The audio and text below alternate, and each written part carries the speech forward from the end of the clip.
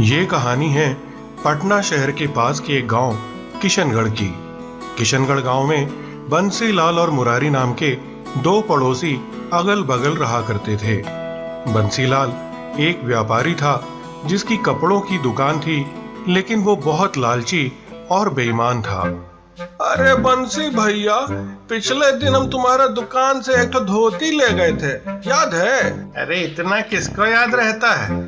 यहाँ तो चारों मतलब हजारों धोती बिक जाता है रोज। अरे वो सब हमको नहीं पता, हम तो बस ये बताने आए हैं कि धोती को धोते ही वो धोती सिकुड़ के रुमाल बन गया है। ये देखो।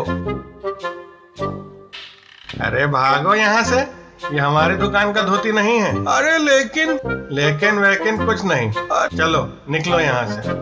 वही मुरारी एक मेहनती किसान था जो खेती तो करता ही था, लेकिन साथ साथ उसके खेतों के बीच एक तालाब था जिसमें वो मछलियां पालता था। तालाब के पानी को वो खेतों की सिंचाई के लिए भी इस्तेमाल करता था। एक साल जब पूरे देश में महामारी फैली तो लॉकडाउन लगने के कारण कई लोगों के व्यापार चौपट हो गए। बंसीलाल को भी व्यापार में बहुत नुकसान हुआ। एक शाम, अरे भाई बंसी, दुकान से आ रहे हो क्या? हाँ भाई मुरारी, आ तो दुकान से ही रहा हूँ, लेकिन दुकान जाओ ना जाओ क्या फर्क पड़ता है, कोई ग्राहक तो आता ही नहीं है। ये तो है, लोगों के पास तो खाने के पैसे नहीं है, कपड़े क्या खरीदेंगे? ज्यादा नुकसान हो गया क्या? अरे हाँ भाई, पिछले 6 महीने में 20,000 रुपए भी नहीं कमा पाया।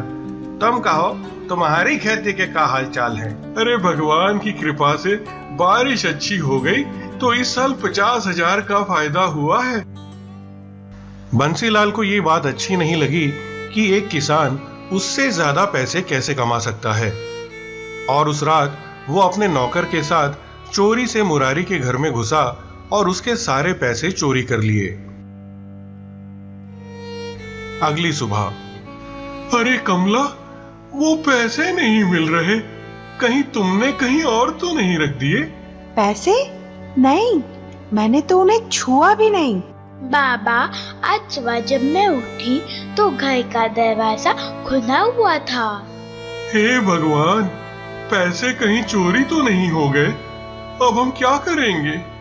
तभी मुरारी को एक उपाय सूझा। अब तो एक ही रास्ता है, तालाब की मछलियां बेचकर ही कुछ आमदनी हो सकती है। मुरारी चावल के खेत के बीच बने तालाब पे पहुंचा और पानी में जाल डालकर मछलियां पकड़ने लगा। जब उसने जाल को बाहर निकाला तो उसमें दूसरी मछलियों के साथ एक रंगीन मछली भी थी जो आकार में भी बड़ी थी। तभी अचानक वो मछली बोल पड़ी, मुरारी, मैं एक जादुई मछली हूँ। अगर तुम हम सबको छोड़ दो तो मैं तुम्हारी कमाई को 2 गुना कर सकती हूँ। मुरारी बोलती हुई मछली को देखकर बहुत हैरान हुआ और बोला, मुझे 2 गुनी कमाई नहीं चाहिए, मेरे लिए उतना ही बहुत है जितने से मेरा काम चल सके। ठीक है मुरारी, ऐसा ही होगा।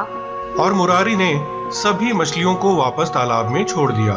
अगले दिन मुरारी तालाब से पानी लेकर पौधों में डाल रहा था कि अचानक उसने देखा कि जिस भी पौधे में वो तालाब का पानी डाल रहा है वो सोने का बन जा रहा है। लगता है मछली ने अपना वादा पूरा कर दिया, तालाब का पानी जादुई हो गया है जो पौधों को सुनहरा बना रहा है। और वो खुशी खुशी सुनहरे पौधों को लेकर घर की तरफ चल पड़ा, लेकिन उसे पता नहीं था कि बंसीलाल ने ये सब होते हुए देख लिया था। जादुई पानी? मुरारी, अब ये पानी मेरा होगा। उसी रात बंसीलाल मुरारी के खेत में पहुंचा और एक टैंकर में तालाब का जादुई पानी भरने लगा। साथ ही उसने मुरारी के खेत से फसल भी काट ली। फसल और पानी का टैंकर लेकर वो घर पहुंचा और टैंकर से पानी लेकर फसल पर डालने लगा, लेकिन उसने जैसा सोचा था वैसा नहीं हुआ और वो पौधे जलकर कोयला होने लगे। जल्दी ही वो आग बहुत तेजी से फैल गई और बंसीलाल का घर भी जलने लगा। तभी वहां मुरारी और बाकी गांव वाले भी आ गए। अरे बंसी, ये आग कैसे लग गई? अरे यहाँ तो पानी का टैंकर भी खड़ा है। चलो फटाफट इस पानी से आग बुझाएं। नहीं मुरारी, इस पानी से ये आग नहीं बुझेगी। ये मेरे लालच का फल है। मुझे माफ कर दो मुरारी। घर को जलता देख बंसीलाल की आंखें खुल चुकी थीं और उसे बहुत पछतावा हो रहा था। बंसीलाल ने मुरारी को सब कुछ सच सच बता दिया और सब कुछ सुनकर मुरारी ने कहा, कोई बात नहीं बंसी, मेरे लिए तुम सिर्फ पड़ोसी ही नहीं बल्कि मेरे भाई जैसे हो।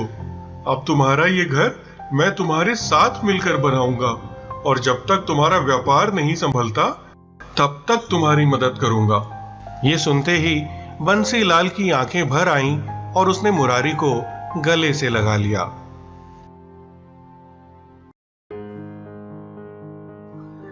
दिसंबर आ चुका था और ठंड भी बढ़ने लगी थी।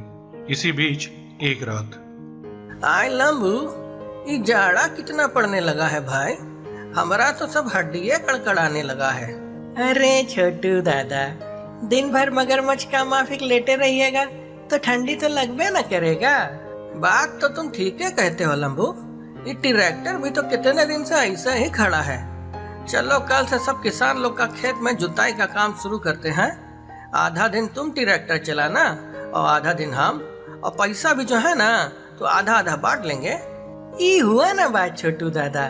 चलिए कल से काम पे लगा जाए। और अगले दिन से दोनों बारी बारी किसानों के खेत में जुताई करने लगे। आधा दिन छोटू तो आधा दिन लंबू, और बदले में उन्हें पैसे भी मिलने लगे। लेकिन धीरे धीरे छोटू के मन में लालच आने लगा।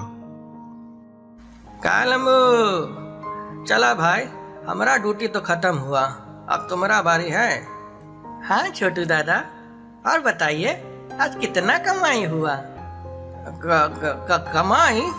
अरे कहाँ हुआ है कमाई? कुछ कमाई नहीं हुआ है। ऐसा सवाल पूछ लेते हो। चलो चलो तुम काम पर लगो। अरे लेकिन हम तो ऐसे ही पूछे थे। छोटू घर चला गया और लंबू काम मिलने का इंतजार करने लगा। तभी लंबू ने एक बूढ़े आदमी को सर पे लकड़ियां रख के जाते हुए देखा, जो ज्यादा बोझ होने के कारण ठीक से चल नहीं पा रहा था। अरे बाबा कहाँ जाइएगा? इतना बोझा काहे उठा लिए हैं? बेटा, जीने के लिए काम तो करना ही पड़ता है। घर थोड़ा दूर है लेकिन जाना तो पड़ेगा ही। अरे रुकिए, चलिए हम छोड़ देते हैं। और लंबू उस बूढ़े आदमी को उसके घर तक छोड़ के आया। अगले दिन, लंबू, ये ट्रैक्टर हम तुमको काम करने के लिए दिए हैं कि घूमने के लिए? छोटू दादा, हम तो वो बूढ़े बाबा को बस हमका सब मालूम है। देखो ऐसे नहीं चल पाएगा। अब हमको तुमसे कोई काम वाम नहीं करवाना है। चलो अपना रास्ता नापो। लंबू को ये बात बहुत बुरी लगी और वो दुखी मन से गांव के बाहर चल दिया। चलते चलते उसे पता ही नहीं चला कि कब वो रास्ता भटक कर एक घने जंगल के बीच पहुंच गया। अरे हम कहाँ आ गए? अब हम घर वापस कैसे जाएंगे? तभी उसे वही बूढ़ा आदमी दिखाई दिया। बेटा, तुम यहाँ कैसे पहुँच गए? लंबू ने उसे पूरी बात बताई। बेटा, तुम एक अच्छे आदमी हो। देखो, यहाँ से 4 कोस दूर सोन नदी के किनारे तुम्हारी किस्मत बदल सकती है। तुम जाओ और साथ में ये अंगूठी लेते जाओ। लंबू जब वहां पहुंचा तो देखा कि वहां एक बहुत विशाल मछली है। लंबू को देखकर मछली ने कहा, धरती दहानी दहानी, नदियां में बहता पानी, मैं हूँ मछली रानी, क्या है तेरी निशानी? ये सुनकर लंबू ने उसे वो अंगूठी दिखाई।